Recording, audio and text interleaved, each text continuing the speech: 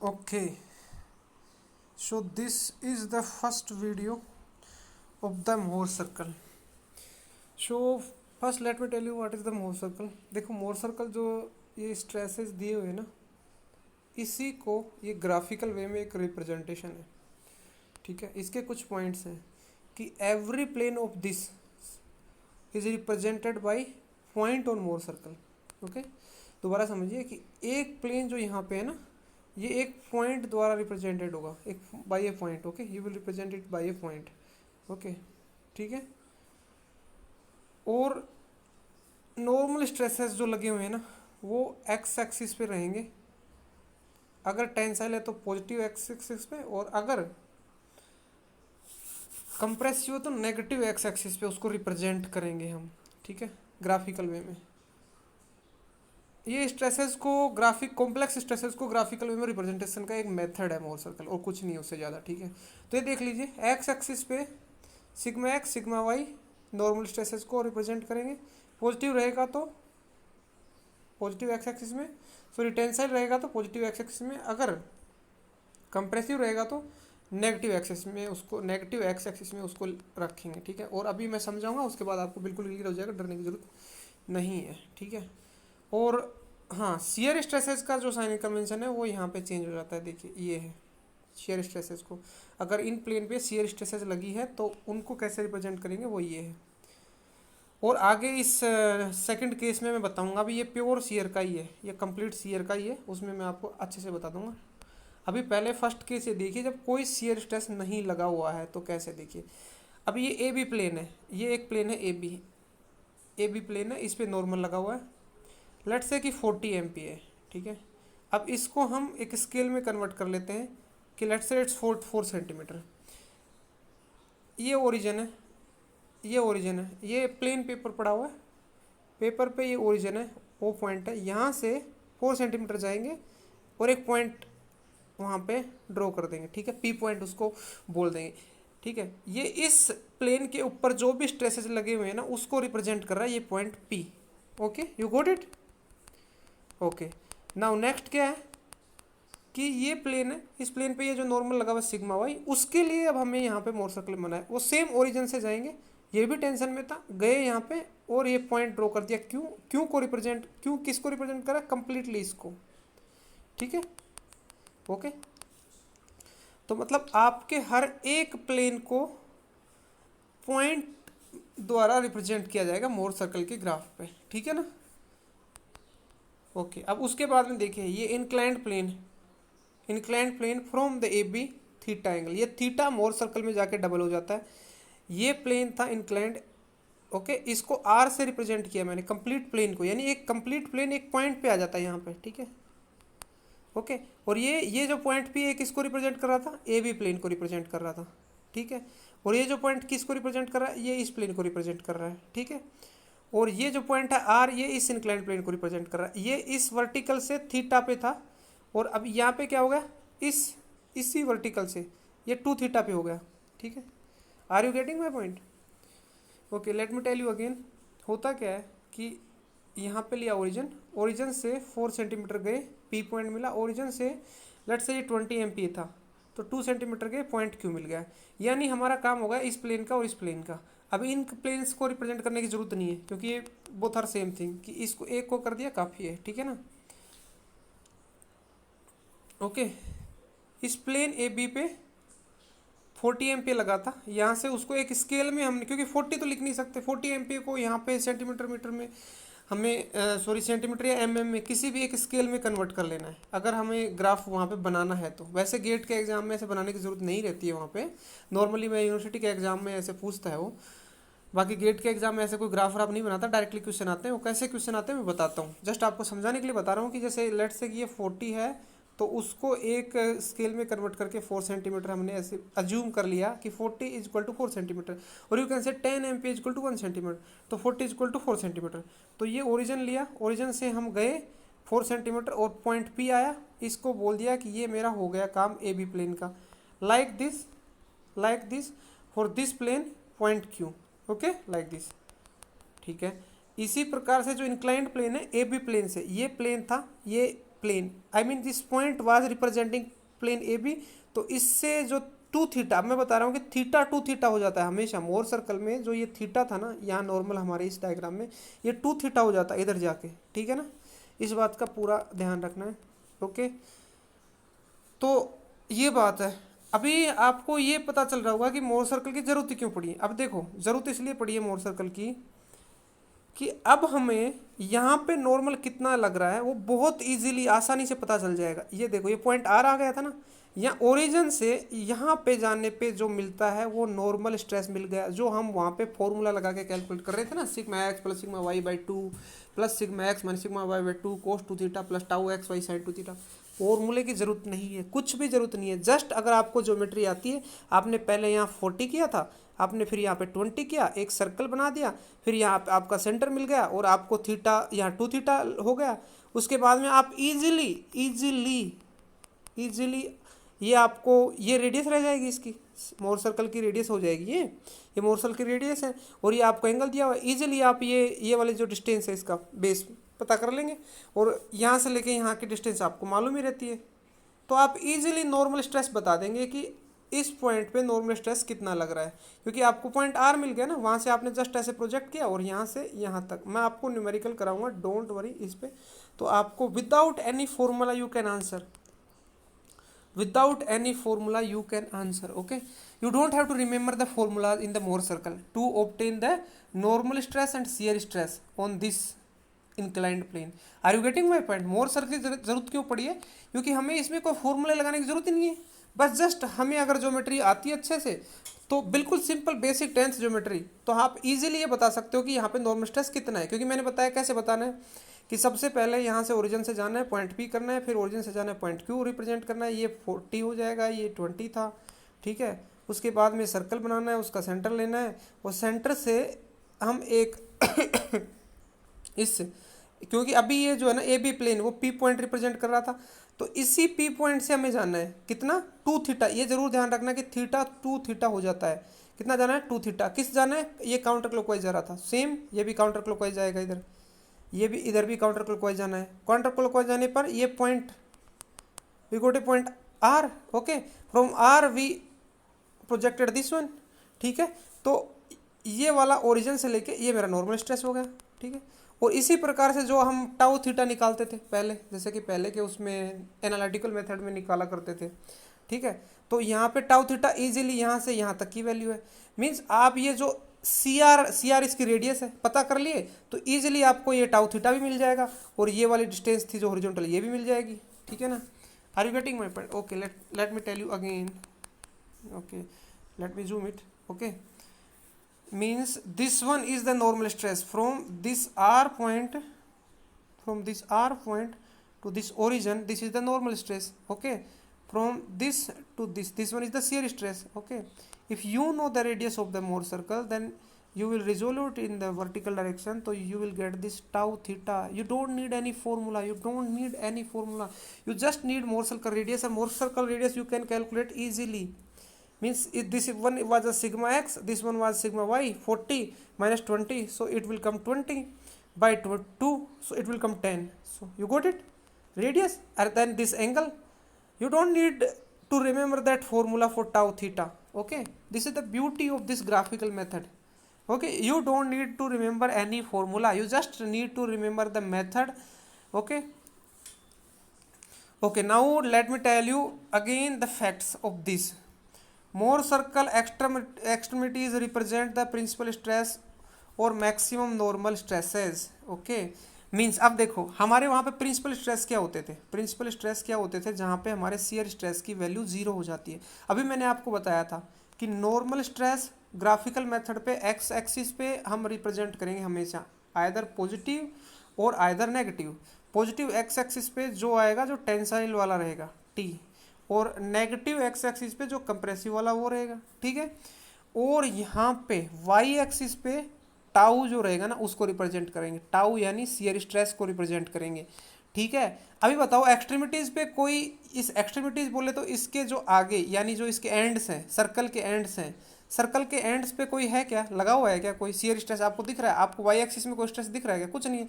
Circle के अंदर घुसोगे, थोड़ा ऊपर जाओगे, यहाँ पे ये शियर स्ट्रेस आ गया, यहाँ जाओगे यहाँ आ गया, यहाँ जाओगे यहाँ आ गया,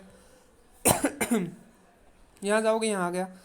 बट जैसे सर्कल का स्टार्टिंग और एंड पॉइंट के बाद में कोई शियर स्ट्रेस नहीं है, मतलब रिप्रेजेंट नहीं कर सकते, तो दीज आर द मैक्सिमम और minimum principal stresses. Directly you can calculate without any formula. This is the beauty.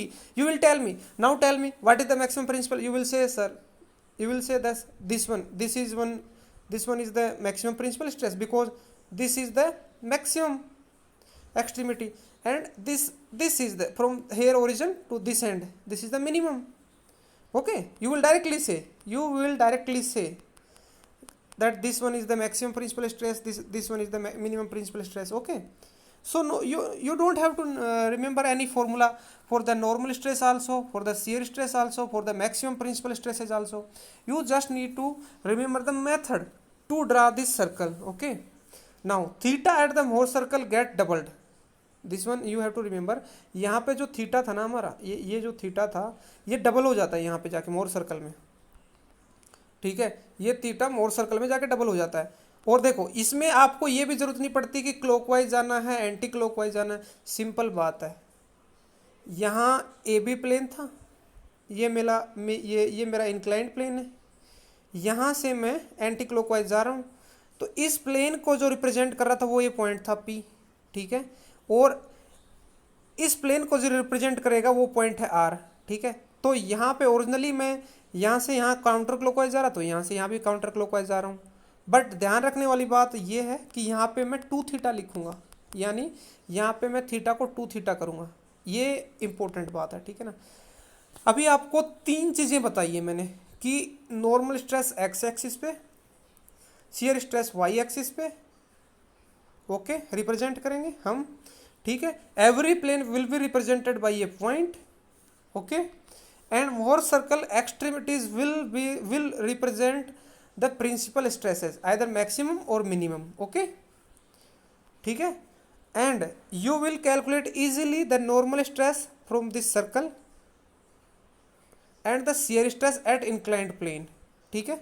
अभी यहाँ पे इसका नॉर्मल स्ट्रेस, इस पे लगने वाला नॉर्मल स्ट्रेस यहाँ पे कौन सी चीज़ से रिप्रेजेंट हो रहा है, देखो मैं बताता हूँ। देखो ये नॉर्मल स्ट्रेस है ना, वो ये है इतना, यहाँ ओरिजिन से ये आर पॉइंट का जो प्रोजेक्शन था ना वहाँ तक है, ठीक है ना, ध्यान से देखना। और इसी प्लेन पे, इसी प्लेन इंक्लाइंड प्लेन पे जो शियर स्ट्रेस लग रहा था ना, वो कौन सी रिप्रेजेंट कर रहा है, वो इससे कर रहा है। देखिए यहाँ पे देखिए, ये यहाँ से यहाँ, क्योंकि मैंने बताया था कि वर्टिकल पे जब जाते हैं ना, जब हम वाई एक्सिस पे जाते हैं तो वो शियर स्ट्रेस को रिप्रेजेंट करती है वाई एक्सिस, तो ये वाई एक्सिस ही है। तो हमने बता दिया कि ये जो टाउ थीटा है ना, यहाँ से लेके यहाँ, और मैंने बता भी दिया आपको, नेक्स्ट इसके बेसिस पे न्यूमेरिकल कराऊंगा तो आपको बहुत ही इजीली समझ में आ जाएगा कि without any formula you will tell that how much shear stress is acting on this inclined plane, how much normal stress is acting on this inclined plane, or what are the principal stresses acting on these planes, okay. So we'll easily tell, okay. Next thing is that every plane of original stress content is represented by a point on the circle. I already told you that, okay. Next thing is maximum shear stress is represented by radius of the circle, okay. This you don't have to remember, you can see, and by the common sense you will tell that। देखो यहाँ पे रहता है, यहाँ पे हम यहाँ से स्टार्ट करते हैं मोर सर्कल को, यहाँ सर्कल गया, यहाँ पे कुछ शियर रहेगा, हमें पता है कि ये वर्टिकल जो वाई एक्सिस है वो शियर स्ट्रेस रिप्रेजेंट करती है। देखो यहाँ पे कुछ शियर रहेगा, यहाँ पे जब ये मैक्सिमम होगा ना, इसके बाद फिर इट विल स्टार्ट,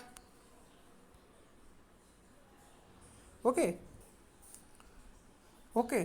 सो आप इजीली, मतलब उस फैक्ट को रटने की ज़रूरत नहीं है कि मैक्सिमम जो शियर स्ट्रेस है वो मोर सर्कल की रेडियस से रिप्रेजेंट होता है। अभी आपको दिख ही रहा है ना कि यहाँ से स्टार्ट किया मैंने ड्रॉ करना शियर स्ट्रेस के लिए, तो यहाँ पे कुछ शियर स्ट्रेस रहेगा, यहाँ पे कुछ शियर स्ट्रेस रहेगा, तो यहाँ पे जाने के बाद में मैक्सिमम हो जाता है शियर स्ट्रेस, ओके। सो ये मैंने एज ए लिखा है कि every plane maximum shear stress is represented by radius of the Mohr circle. अभी इसको आपको याद करने की ज़रूरत भी नहीं है, क्योंकि आपको पता है कि मोर सर्कल का जब रेडियस आ जाएगा तभी तो ये मैक्सिमम हो जाएगा ना, उससे पहले तो ये कुछ कम रहेगा, फिर जैसे इसके ये मैक्सिमम आएगा तो ये रेडियस के इक्वल हो जाता है, ठीक है। तो ये 3 चीज़ें, ये एक्चुअली 4 चीज़ें आपको बताई है मैंने इस वीडियो में, तो ये आपको अच्छे से देखनी है, ठीक है ना। उसके बाद में ये मोर सर्कल है, ये मोर सर्कल है इसका प्योर शेयर का, ठीक है, प्योर शेयर का मोर सर्कल है। Same thing, every plane is represented by a point. Okay, so A B plane, अभी मैंने आपको बताया था इस पे कोई नॉर्मल लग नहीं रहा है, नॉर्मल लग रहा है क्या, कुछ नॉर्मल नहीं लग रहा है, तो हम ओरिजिन से इधर जा ही नहीं सकते, ठीक है। तो ये ओरिजिन था, ओरिजिन से अब मैंने बताया था आपको कि शियर स्ट्रेस जो है ना वो हम रिप्रेजेंट करेंगे वाई एक्सिस पे, ठीक है। शियर स्ट्रेस हम रिप्रेजेंट करेंगे वाई एक्सिस पे। तो ओरिजिन है, ओरिजिन से मेरे को एक्स एक्सिस में जाने के लिए कुछ है ही नहीं, क्योंकि यहाँ पे कोई नॉर्मल नहीं है, कोई नॉर्मल नहीं है, तो मैं इधर नहीं जाऊँगा, इधर नहीं जाऊँगा। मैं क्या करूँगा कि मेरे को शियर दिया है ओनली, तो मैं ऊपर जाऊँगा। ऊपर क्यों जाऊँगा, देखो इसका भी एक साइन कन्वेंशन होता है, देखो इसका भी एक साइन कन्वेंशन छोटा सा है कि अगर ये क्लॉकवाइज है, अब वो एनालिटिकल मेथड वाला साइन कन्वेंशन इधर यूज करने की जरूरत नहीं है, this is the different sign convention. Okay, अगर ये क्लॉकवाइज है, अगर ये क्लॉकवाइज है तो हम पॉजिटिव वाई एक्सिस पे जाएंगे, बस इतना सा ध्यान रखना, और कुछ नहीं है, ज़्यादा कंफ्यूज होने की ज़रूरत नहीं है, ठीक है ना। कि अगर ये क्लॉकवाइज है तो हम पॉजिटिव वाई एक्सिस पे जाएंगे, बस इतना सा ध्यान रखना है। अभी ये ओरिजिन था, ओरिजिन से पॉजिटिव वाई एक्सिस पे गया, प्लस का टाउ थीटा आ गया। अब उसके बाद मेरे को बताओ कि इस प्लेन पे कोई, इस प्लेन पे कोई नॉर्मल स्ट्रेस लग रहा है कि नहीं लग रहा, शियर स्ट्रेस लग रहा है, लग रहा है, कैसा लग रहा है, काउंटर क्लॉकवाइज लग रहा है, तो क्या करूँगा, नेगेटिव में ले आऊँगा, लगा दिया मैंने। अब मेरे को पॉइंट क्यू मिल गया, पॉइंट क्यू इस प्लेन का है, और पॉइंट जो पी था, पॉइंट जो पी था, पॉइंट पी था वो इस प्लेन का है, और पॉइंट क्यू है वो इस प्लेन का है। उसके बाद में जैसे मेरे को दोनों पॉइंट मिल जाते हैं, तो फिर मेरा काम, अगला काम क्या है, मेरा तुरंत सर्कल बना देना है। सर्कल बनाने के बाद में मेरे को इंक्लाइंड प्लेन का जो है वो लोडिंग, जो मेरा, इसको हमेशा ये ध्यान रखना कि जो इसको मैं लोडिंग प्लेन मानता हूँ, ठीक है, प्लेन ए बी से, प्लेन ए बी मानो मैं इस पॉइंट पी जो रिप्रेजेंट कर रहा था वो प्लेन ए बी को कर रहा था, इससे इंक्लाइन 2 थीटा कर दिया मैंने, और ये आर पॉइंट लिया है मैं। अब आपको पूछे कि कोई इस इंक्लाइंड पे कितना नॉर्मल है क्या, अब आपको क्या करना है, यहाँ ऐसे ड्रॉ करना है, ओरिजिन जो ये था अपना, ये डिस्टेंस होगी, ये आपको सिग्मा नॉर्मल बताएगा, और ये आपको यहाँ से, और ये आपको बताएगा इसका टाउ थीटा, समझ रहे हो आप। और इसके एक्सट्रीमिटीज बताएंगे आपको सिग्मा 1 और सिग्मा 2, यानी आपको प्रिंसिपल स्ट्रेसेज मैक्सिमम और ये मिनिमम, ये यहाँ से गए तो इसका मैक्सिमम मिल गया। और देखो इसमें तो मैक्सिमम और मिनिमम दोनों है ना, रेडियस के बराबर ही है, बस ये है कि दोनों का साइन अलग अलग है, एक तो पॉजिटिव टाउ एक्स वाई, एक नेगेटिव टाउ एक्स वाई है, यही इसके मैक्सिमम प्रिंसिपल स्ट्रेस है, ये इसका मिनिमम प्रिंसिपल स्ट्रेस है। Are you getting my point, are you getting my point. देखो दोबारा से बता देता हूँ मैं कि ये अपना, I will tell you again, ये अपना ओरिजिन रहता है, ओरिजिन से जब हम ऊपर के साइड में जाएंगे वाई एक्सिस पे, क्यों जा रहे हैं वाई एक्सिस पे, क्योंकि इस प्लेन पे कोई नॉर्मल स्ट्रेस ही नहीं है, तो हमें एक्स एक्सिस पे ट्रेवल करने की ज़रूरत नहीं, हम क्या करेंगे, वाई एक्सिस पे जाएंगे। वाई एक्सिस पे कितना जाएंगे, जितना यहाँ पे ये लगा हुआ है, ठीक है, उतना हमने एक स्केल में कन्वर्ट कर लिया, स्केल में कन्वर्ट करके जाना होता है। वहाँ गए हम, एक पॉइंट हमने लगा दिया पी, उसके बाद में इसी से डाउन आए, क्यों डाउन आए, क्यों डाउन आए, क्योंकि हमें यहाँ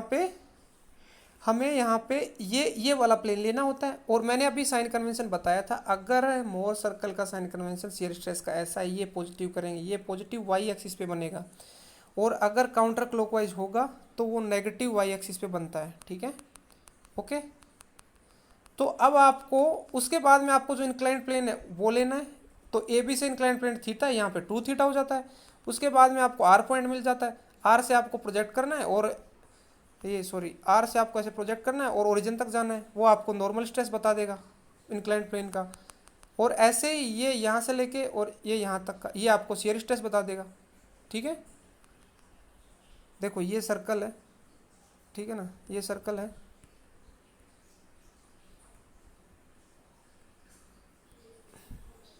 देखो जूम करके दिखाता हूँ मैं आपको, ये वाला है ना, ये मैक्सिमम शियर स्ट्रेस, ये वाला यहाँ से यहाँ तक ये मैक्सिमम प्रिंसिपल स्ट्रेस, यहाँ से यहाँ तक मिनिमम प्रिंसिपल स्ट्रेस, ठीक है, यहाँ से यहाँ तक नॉर्मल स्ट्रेस, ये जो मैं बना रहा हूँ उसको ध्यान से देखना, और ये यहाँ से यहाँ तक उस इंक्लाइंड प्लेन पे जो नॉर्मल स्ट्रेस काम कर रहा था वो है, ठीक है। तो ये चीज़ें, यानी आप without any formula you will directly tell in this method कि कितना नॉर्मल है, कितना शियर है इंक्लाइंड प्लेन पे, और कितना मैक्सिमम प्रिंसिपल है, कितना मिनिमम प्रिंसिपल है, और कितना मैक्सिमम शियर है। और आपको याद करने की जरूरत भी नहीं है, मैक्सिमम शियर तो रेडियस के बराबर होता है हमेशा, क्योंकि इससे जब हम यहाँ जाते हैं, यहाँ शियर हमें पता है कि शियर वाई एक्सिस पे लेते हैं, ठीक है। तो यहाँ गए कुछ शियर निकला, यहाँ गए कुछ शियर निकला, और जैसे ही यहाँ पहुँचते हैं हम इसकी रेडियस पे, तो ये मैक्सिमम हो जाता है। इससे ऊपर जा सकते हैं क्या? कोई भी सर्कल है, अभी खुद सोचो आप, कोई भी सर्कल है उसके ये रेडियस के बराबर ही रहेगा ना मैक्सिमम। आपको कुछ शेयर यहाँ मिला, कुछ शेयर यहाँ मिला, कुछ शेयर यहाँ मिला, मैक्सिमम शेयर तो यही मिलेगा ना रेडियस के बराबर, तो उससे ज़्यादा हो ही नहीं सकता।